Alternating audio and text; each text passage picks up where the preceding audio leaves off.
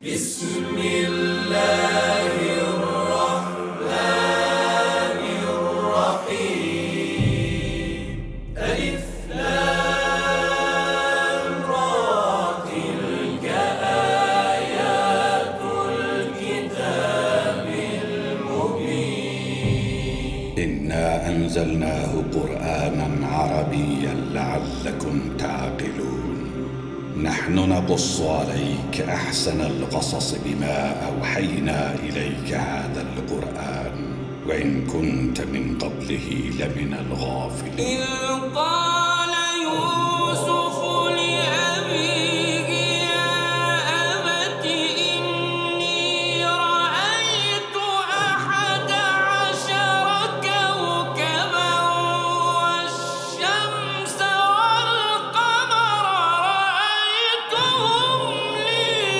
ساجدين আলিফ লাম র এগুলো হচ্ছে একটি সুস্পষ্ট গ্রন্থের আয়াত। নিঃসন্দেহে আমি একে আরবি কোরআন হিসেবে নাজিল করেছি যেন তোমরা তা অনুধাবন করতে পারো।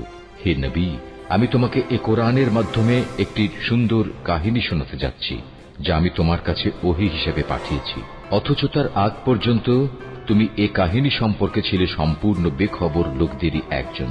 এটা হচ্ছে সে সময়ের কথা যখন ইউসুফ তার পিতাকে বলল, হে আমার পিতা, আমি স্বপ্নে দেখেছি 11টা তারা, চাঁদ ও সূরজকে আমি এদের আমার প্রতি সাজদাবানত অবস্থায় দেখেছি।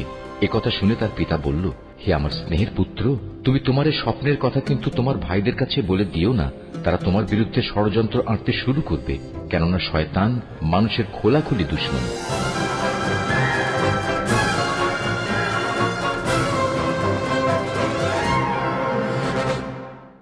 তুফান আসছে, তুফান! চলো আমরা কোনো নিরাপদ জায়গায় আশ্রয় নিই। চলো, তুফান আসছে, চলো সবাই। লাভি, এখান থেকে চলো, তুফান আসছে, তুফান! ইউসুফ, তুফান আসছে, আমরা এখন চলে যেতে বাধ্য হচ্ছি। চিন্তা করো না, আমরা আবারও আসবো। ওই কূপের পানি লবণাক্ত। আপনি নিশ্চিত ওই কূপের পানি লবণাক্ত? বেশ কয়েকবার আমি পথ অতিক্রম করেছি। এই কূপের পানি জীবজন্তুর জন্য উপযুক্ত নয়। কিন্তু পানি না পেলে কাফেলার সবাই মারা পড়বে। কিছু একটা করুন। আমরা এখান থেকে কিছু পানি উত্তোলন করি, আর কেউ না হোক প্রাণীগুলো তো খেতে পারবে। শুধু শুধু নিজেকে কষ্ট দিও না, বললাম তো এটা লবণাক্ত। তুলে দেখি না কি হয়। যা ইচ্ছা করো। বালতি নিয়ে এসো।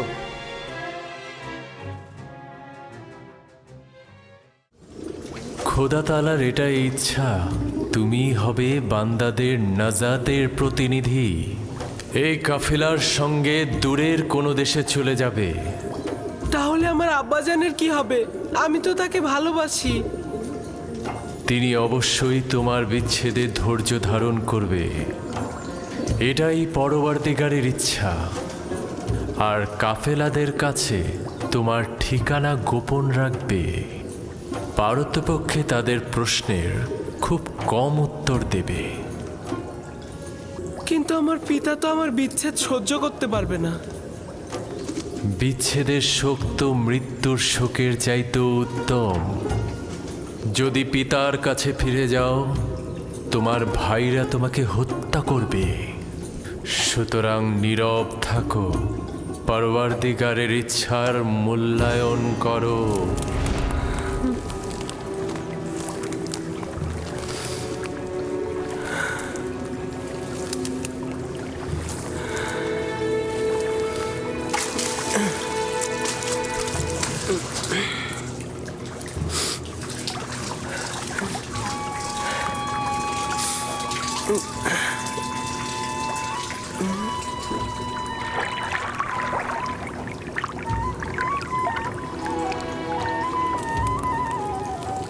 তুমি হলে বান্দাদের নাজাতের প্রতিনিধি।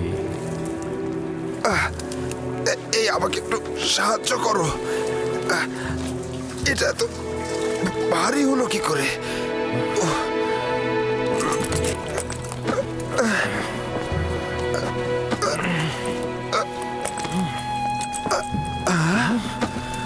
আরে আরে, বালতির মধ্যে এটা কি? জানাবে মালিক, তুমি কে? ফেরেশতা না ইনসান? ওঠো।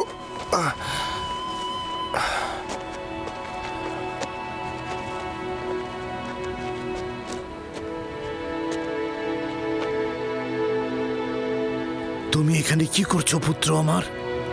হে খুদা, এত সুদর্শন বাচ্চা আমি এর আগে কখনো দেখিনি।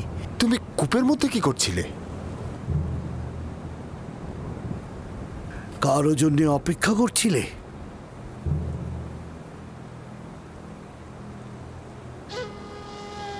নীরব কেন আছো?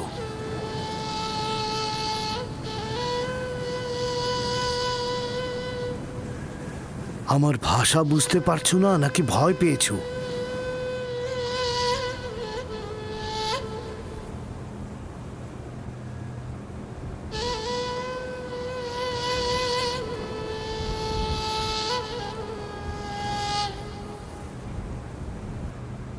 সব কিছু বলে শেষ করার আগেই ওর মুখটা বন্ধ করে দিতে হবে।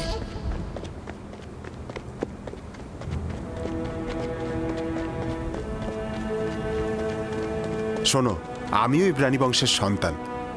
তুমি আমাদের দেখে ভয় পেও না বালক। ভয় পেও না পুত্র আমার, এখানে কেউ তোমাকে আঘাত করবে না। কথা বলো, তোমার নাম কি? ইউসুফ। কি আশ্চর্য, তাহলে তো তুমি কথাও বলতে পারো। হ্যাঁ, বলো তো দেখি, কোন শহরের অধিবাসী তুমি? কোন গোত্রের? কার সন্তান? আমি বলবো না। আমি চাই না তাদের কাছে ফিরে যেতে। তারা আমাকে পেলে হত্যা করবে। তার মানে তোমার আত্মীয়গণ তোমাকে হত্যা করতে চেয়েছিল? ওরাই আমাকে এই কূপে ফেলে দিয়েছিল। কিন্তু কি করা যাবে, তোমাকে তো ফিরতেই হবে। আমাকে তোমাদের সঙ্গে নিয়ে যাও। আমি বাড়িতে ফিরতে চাই না। তোমার পিতামাতার তাহলে কি হবে? না, আমি পারবো না তোমাকে নিয়ে যেতে। তাহলে আমাকে অনুমতি দাও, আমি এমন জায়গায় চলে যাই যেখানে আমাকে কেউ খুঁজে না পায়।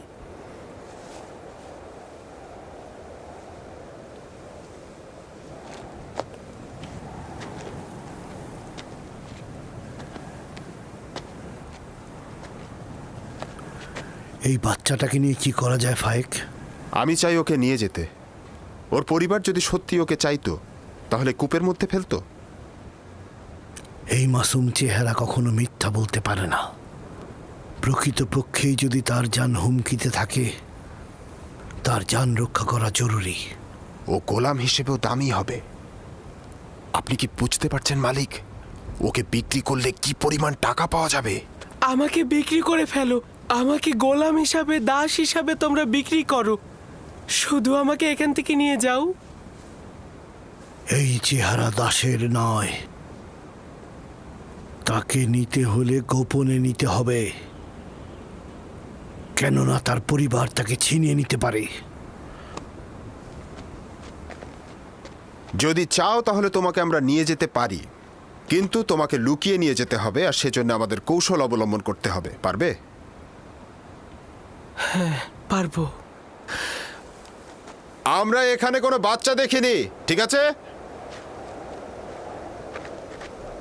আমরা কোনো বাচ্চা টাচ্চা দেখিনি। এই মরুভূমিতে বাচ্চা কি করে আসবে? বাচ্চা কি এখানে থাকে নাকি? পর্যাপ্ত পরিমাণ পানি নিয়ে নাও, যত দ্রুত সম্ভব রওনা দেব।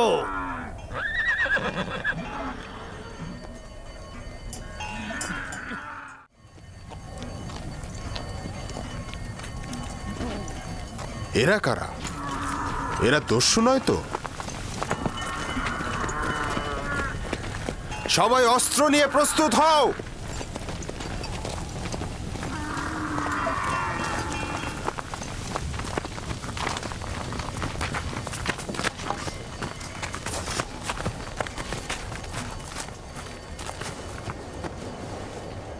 আমাদের গোলামকে তুমি কোথায় নিয়ে যাচ্ছ? কার কথা বলছো? যাকে কূপের ভেতর থেকে বের করে এনেছো, যে তোমাদের পেছনে লুকিয়ে আছে। তোমাদের গোলাম কূপের ভেতর কি করছিল? সে নিজেকে কূপের মধ্যে নিক্ষেপ করেছে, আমরা তো করিনি। তাকে বাঁচাওনি কেন? আমরা তো তাকে বাঁচানোর জন্যই দড়ি আনতে গিয়েছিলাম। যাই হোক না কেন, সে এখন আমাদের গোলাম। কোনো প্রকারে যদি সে নিজে না চায় তোমাদের সাথে যেতে, তার এইটা করার কোনো অধিকারই নেই। গোলাম তার মালিকের ইচ্ছার অনুগত। যদি সে স্বীকার করে তোমাদের গোলাম, তাহলে যদি স্বীকার না করে তাহলে মনে হচ্ছে নিয়ে যাবে। কাফেলার শক্তির কাছে তোমাদের শক্তি নগণ্য। আমরা ওকে ফেরত দেব না। তোমরা নিজেরাই তাকে জিজ্ঞাসা করতে পারো, সে নিজে থেকেই বলবে সে আমাদের গোলাম।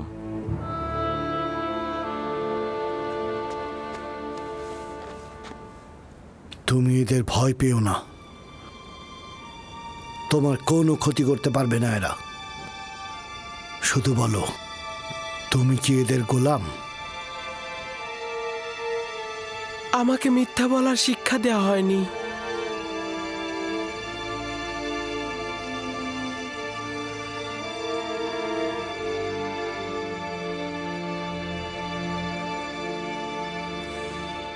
এরা বয়োজ্যেষ্ঠ ও আমার ইচ্ছার মালিক।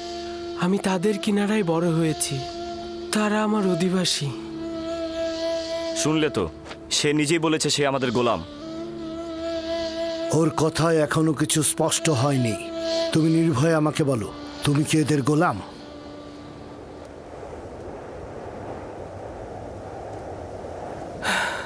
এরা বয়োজ্যেষ্ঠ ও আমার ইচ্ছার মালিক। আমি সুস্পষ্ট উত্তর এখনো পাইনি।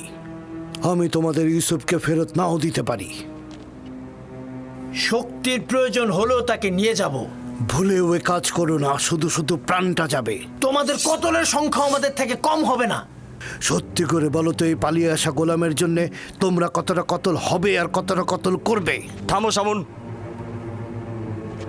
যদি হাত দ্বারাই গিট খোলা যায় তবে দাঁত কেন? ইউসুফকে মারার স্বপ্ন দেখছো? তোমাদের এই জোরাজোরির পেছনে যে কারণটা আছে সেটা আমি ভালো করে বুঝতে পারছি। যদি চাও তবে এখানেই সবকিছু ফাঁস করে দেব, আর নইলে কাফেলার সঙ্গে ওকে যেতে দাও। আপাতত বিজয়ের পতাকা তোর হাতে, কিন্তু সব সময় তোর সাথে আমার একটা হিসাব হবে।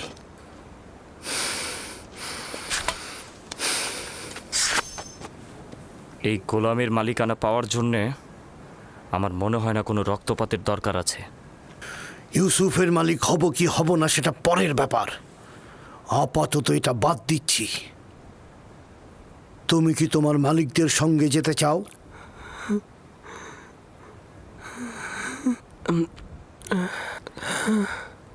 কি মনে মনে আমতা আমতা করছিস? যদি রাজি না থাকিস তবে সরাসরি বলে দে। আমরাও পালিয়ে আসা গোলামের জন্য এত আগ্রহী নই। আমরা ওকে বিক্রি করে দিতে চাই। আপনারা কি ওকে কিনতে চান? হঠাৎ এই সিদ্ধান্ত গ্রহণের কারণ জানতে পারি? কিছুটা তো কারণ আছেই। আমরা ওর পিছনে ঘুরতে ঘুরতে ক্লান্ত হয়ে গেছি, সেজন্য। ওর মূল্য কত চাও? 1000 দিরহাম। যদিও এর চেয়ে সে বেশি মূল্যবান, কারণ সে সুদর্শন ও বুদ্ধিমান। 1000 দিরহাম? তা ওই পালিয়ে আসা ভবঘুরে গোলামের জন্যে? না, আমি এত টাকা প্রদান করতে পারবো না। নেই তাই দিতে পারবো না। যা ছিল সব ব্যবসায়িক জিনিসপত্র কিনে শেষ করে ফেলেছি। ইউসুফকে দূরে পাঠানো আমাদের লক্ষ্য, ব্যবসা নয়। কি সমস্যা? চুপ থাক। কেন আমরা আমাদের লাভ ছাড়বো? হয় ব্যবসায়ীদের কাছে যা আছে তা নিয়ে নাও, নয়তো আব্বাজানের কাছে ইউসুফকে নিয়ে চলো। এবার সিদ্ধান্ত তোমার ওপর। কত দিরহাম আছে?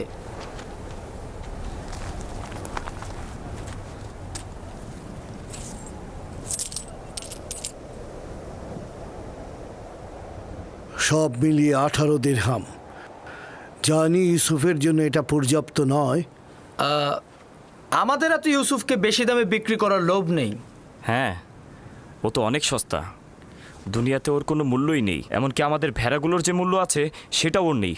দেখতেই তো পাচ্ছেন কি করে ব্যবসায়িক উদ্দেশ্য গোপন করে ওকে আমরা স্বল্প মূল্যে বিক্রি করে দিচ্ছি। নিশ্চিত থাকো, এই উপহাসের জবাব তুমি নিশ্চয়ই পাবে। কি হলো, তোমাদের গোলামকে কি তোমরা বিক্রি করবে না? করব, বিক্রি করব। তবে আমাদের কিছু শর্ত আছে। কি শর্ত? প্রথমত, ওকে তোমরা বেঁধে নিয়ে যাবে যাতে পালাতে না পারে। আর দ্বিতীয়ত, ওকে দূরের কোনো দেশে নিয়ে যাবে যাতে সে কোনোদিন আর ফেরত আসতে না পারে।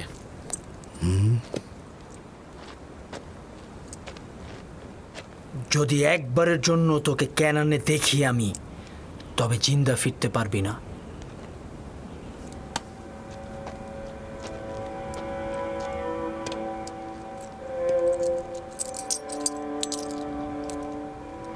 আমি যে কিনলাম তার সনদ লাগবে, নইলে এই গোলামকে আমি কোথাও বেচতে পারবো না।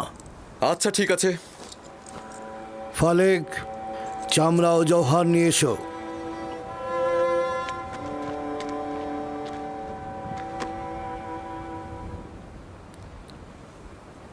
চিন্তা করিস না, এরা আমাদের চেয়ে উত্তম। তাদের সাথে চলে যা, এখানে অনেক বিপদ আছে। আমাকে ক্ষমা কর, আমি তোর জন্য কিছুই করতে পারলাম না।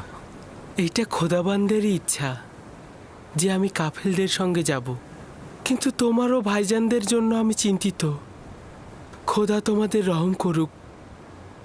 আমি সবার জন্য দোয়া করব।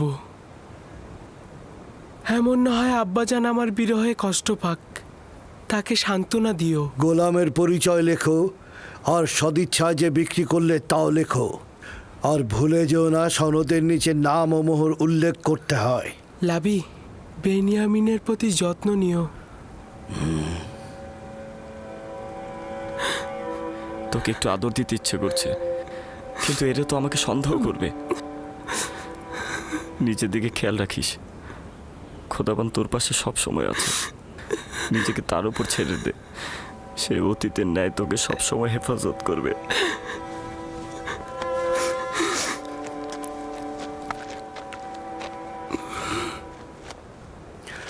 গোলামের হাত বেঁধে ফেলো, যদি পালিয়ে যায় তো তুমি দায়ী থাকবে। সনদটি সিন্দুকের মধ্যে রাখো, আমরা এখনই রওনা হব।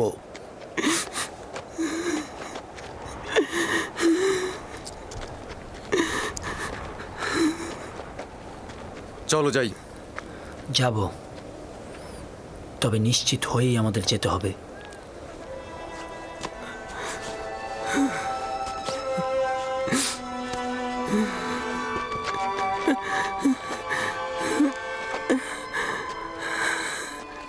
রওনা করো, চলো যাই।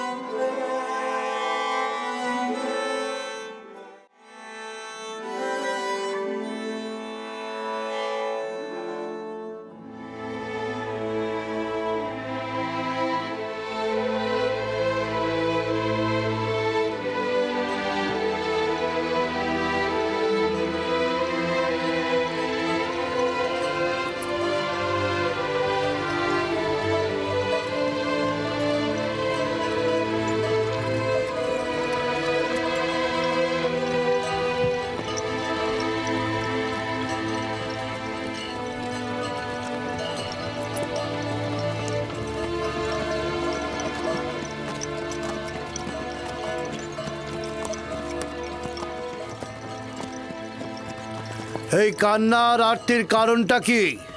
যদি আমার বিক্রেতাদের সঙ্গে খোদা হাফেজি করতে পারতাম, কেউ আমার সাথে খোদা হাফেজি করলো না। আজব, আমি তো তাদের মধ্যে তোমার জন্য কোনো দয়াই দেখলাম না, আর তোমারও তো তাদের জন্য ভয় ছাড়া আর কিছুই ছিল না। আর তুমি কিনা তাদের সাথে খোদা হাফেজ করার জন্য ব্যাকুল। এটা কি ধরনের আসক্তি? যদিও তারা আমাকে অনেক ঘৃণা করে, কিন্তু আমি তো তাদেরকে অনেক ভালোবাসি। তোমার জন্য এটাই ভালো হবে অতীতের সবকিছু ভুলে যাওয়া, কারণ আজ থেকে তুমি আমার গোলাম।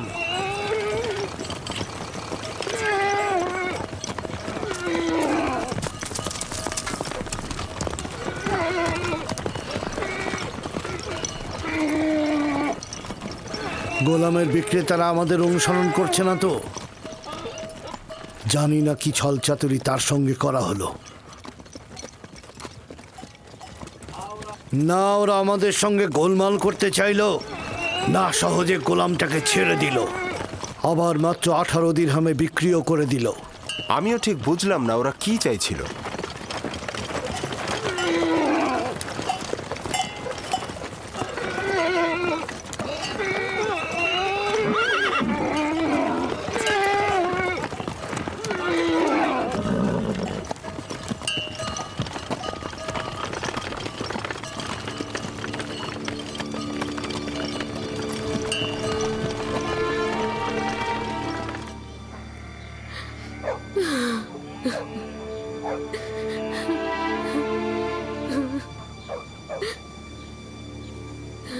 অনুভব করছি ইউসুফের অবস্থা ভালো নয়। বুকের মধ্যে খুবই কষ্ট হচ্ছে আমার।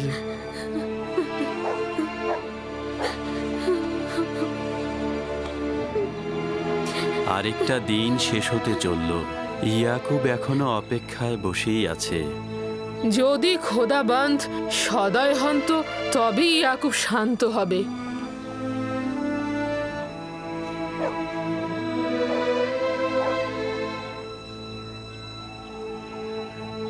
আমার মনে হচ্ছে এই ঘটনার জন্য আমিই দায়ী। খোদাবন্দ আমাদের ক্ষমা করুক। আমি শুধু চেয়েছিলাম ইউসুফ যেন নেতৃত্ব না পায়, ও কতল হোক এটা আমি চাইনি। ইয়াকুব নবী বিশ্বাস করছে না, কিন্তু ইউসুফ তো কতল হয়েছে।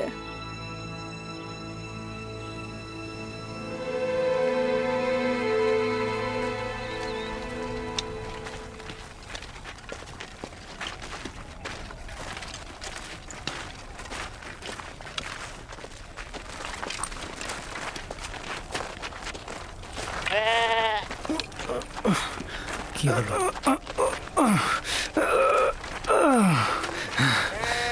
কি হয়েছে? হ্যাঁ,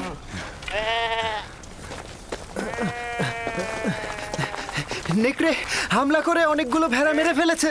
তাহলে তুই এখানে কি করছিলি? মরে গিয়েছিলি?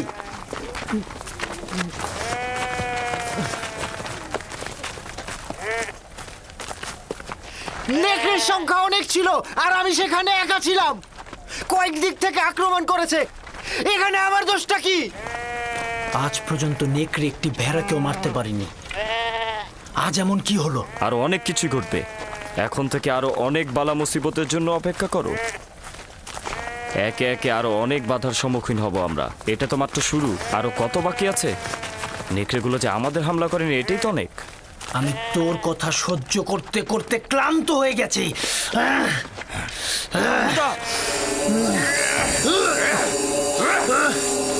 অনেক সহ্য করেছিলাম আমি। ইয়াহুদাকে মার! শামুন!